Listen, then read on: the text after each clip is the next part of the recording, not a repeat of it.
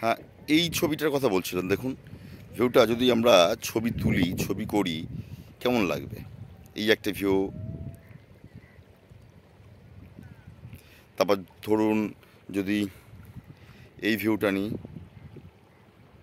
ভালো লাগবে তো? তারপরে এই ভিউটা যদি নিই, এই যে এইটা স্টিল ধরে রয়েছি, ভালো লাগবে তো?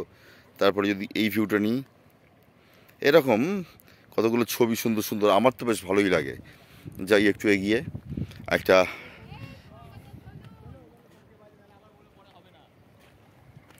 কাছাকাছি নৌকো, অনেকটা দূরে দেখা যাচ্ছে বেশ কিছু নৌকার সমাহার, যাকে বলি আমরা নৌকোর সমাহার।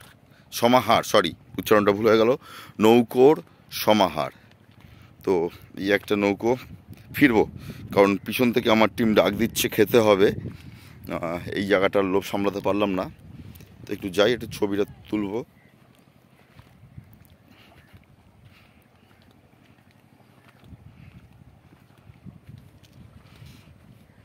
কি আপনারা আসবেন এই সুন্দর, এই যে প্রকৃতির রূপ রস গন্ধ নিতে? আসবেন তো? আসুন আসুন।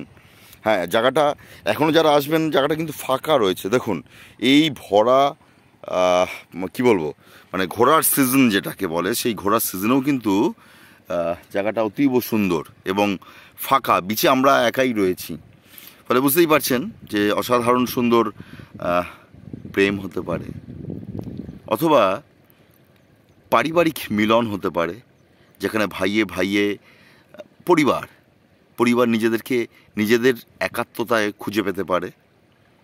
তো আসুন, আপনারা যারা একটু ফাঁকা, একটু নিজেদের মতন করে থাকতে চান, তারা আসুন, ভালো লাগবে।